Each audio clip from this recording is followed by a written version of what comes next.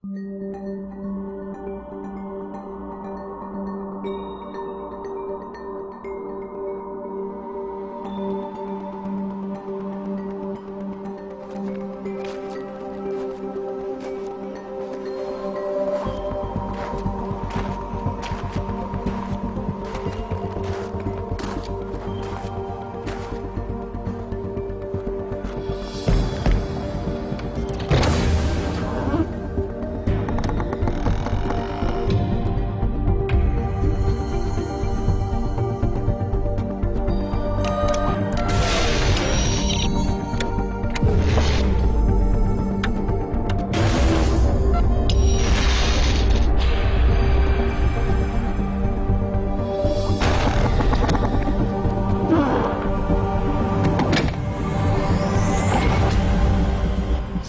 where are you headed?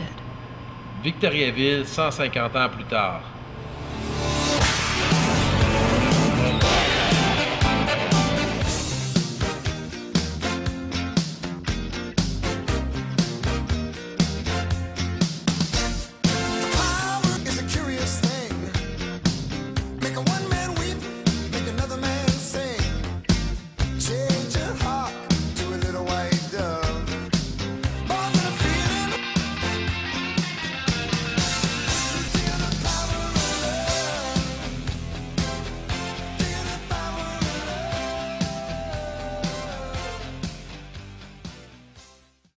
Moi, je suis né au route rurale numéro 2, ici, là, sur ce que maintenant on appelle Boucher, la rue Boucher. Il n'y avait absolument personne autour de nous. C'était la campagne, là, pas profonde, mais lointaine, là, même par rapport à la ville de Victo. On était dans Sainte-Victoire, la paroisse. Dans ma jeunesse, le cégep, c'était le cégep qui est aujourd'hui cégep, qui était le collège des Frères du Sacré-Cœur, le collège commercial. C'était en campagne. La rue Aqueduc, c'était en campagne. Il y avait un moulin aussi, mais c'était en campagne. Même le Burger King, à partir du Burger King, tout ça, c'était des champs. À l'époque de mon temps, c'était couvert d'arbres à Victoriaville, devant l'hôtel de ville. C'était très beau, il y avait des belles bâtisses anciennes. Il faut se rappeler qu'à l'époque, il y avait 2-3 médecins à Victo, 2-3 médecins à Plessis qui se promenaient dans les maisons. Il y avait un petit hôpital à Arthabasca qui était à quelques kilomètres du centre-ville de Victo. Donc l'hôpital était quand même loin à l'époque pour les gens qui avaient à se déplacer. Pourquoi Victoriaville s'est développé? À cause de quoi que s'est développé? À cause du Moulin-Sy, à cause du chemin de fer. Le train arrêtait pour aller aux Grands Unions. Puis le temps qu'il était arrêté, il venait prendre un café. Là. Ça s'en venait en courant, prendre un café. Après ça, il retournait prendre le train. Évidemment, la ville de Victoriaville était beaucoup plus petite à ce moment-là. Et je pouvais suffire à la livraison en bicycle. Puis même, des fois, l'été, il y avait des véhicules, mais l'hiver, il était obligé de prendre des chevaux. Les chemins étaient pas assez bien élevés.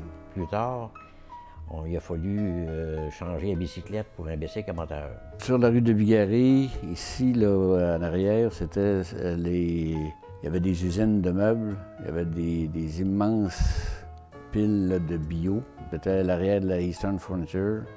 Puis il y avait d'autres usines de meubles sur la rue de Bigarré ici. C'était seulement que de l'usine de meubles à ce moment-là. En ce qui concerne l'évolution du meuble à Victoriaville, il y a eu un passage quand même assez spécial. Donc on s'est retrouvé avec une école nationale qui a été créée parce qu'on était la capitale du meuble, je dirais, au Québec et peut-être même dans le plus grand. On partait de chez Marcoux avec nos skis. On se rendait jusqu'en arrière de la montagne, à Arthabasca, à pied, c'est-à-dire en ski. Moi, je remonte dans le temps du cégep où je faisais du sport. Je faisais de l'athlétisme et puis je courais sur la piste du cégep qui était en terre battue à l'époque. Donc, je vois l'évolution qui se fait aujourd'hui avec le nouveau stade, la piste qui commence à prendre forme en asphalte et effectivement, oui, je vois le progrès. Ayant toujours été un amateur de sport, partout où est-ce que j'allais, les gens s'empressaient de me dire, quand je disais que je venais de Victoriaville, me parlaient de Gilbert Perrault, me parlaient de Jean Béliveau.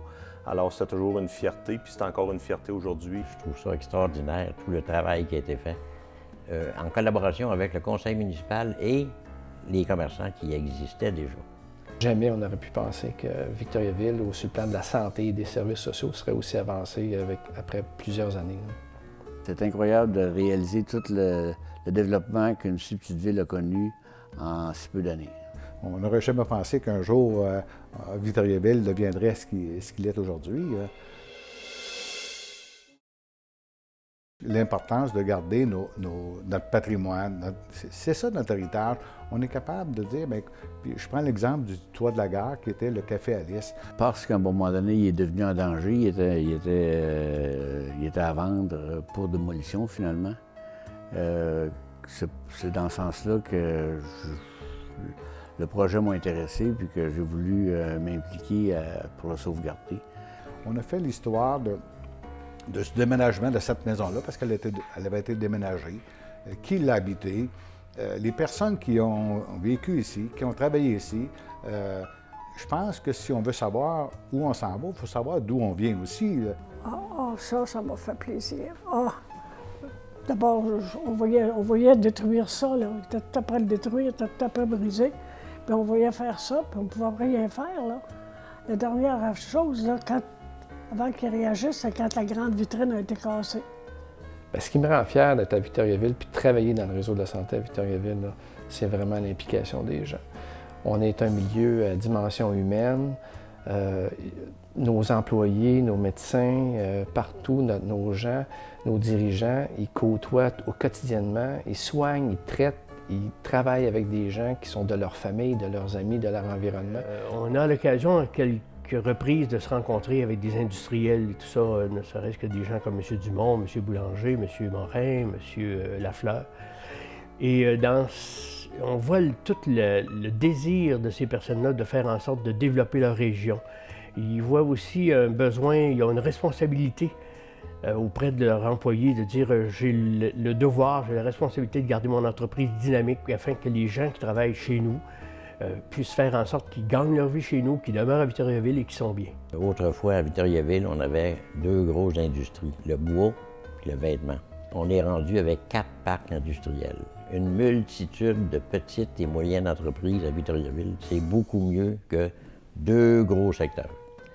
Ce qui m'impressionne le plus dans l'évolution de Victoriaville au niveau de l'activité physique, je vais y aller dans ce sens-là, c'est le développement du réseau de pistes cyclables où les gens peuvent effectivement circuler de différentes façons, ce qui permet à toutes les personnes, que ce soit les personnes à mobilité réduite, que ce soit les aînés, que ce soit les enfants, les parents, les familles, puis profitent aujourd'hui, se réapproprient leur ville, redécouvrent leur ville à travers ce réseau de pistes qui permet effectivement un paquet de découvertes. Ce qui me rend fier de ma ville, c'est de voir l'évolution dans les dernières années que je qualifierais d'accélérée au niveau des infrastructures, au niveau de la qualité des services.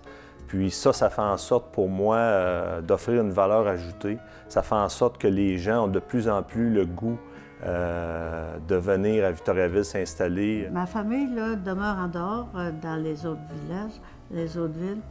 Et puis au début, ils disaient, mon Dieu, que ça s'en va-t-il, Victoriaville. Puis aujourd'hui, ils sont contents de revenir. Ça a bien changé à présent. On a rebâti une forêt urbaine. C'est un peu comme un retour aux sources, c'est que les bio, au lieu d'être couchés présentement, sont vivants, sont debout. Ils vont devenir des arbres matures avec le temps. Il y a un dynamisme là, qui est présent, qu'on ressent, qui fait en sorte que ce dynamisme-là, qui vienne de la part des élus ou toutes les personnes qui s'impliquent dans le bénévolat, dans le communautaire, dans tous les domaines, dans le domaine sportif, le dynamisme qu'il y a là-dedans pour faire en sorte d'offrir aux citoyens une panoplie de belles activités et de beaux services. Là. Je reconnais dans ma ville, moi, le dynamisme.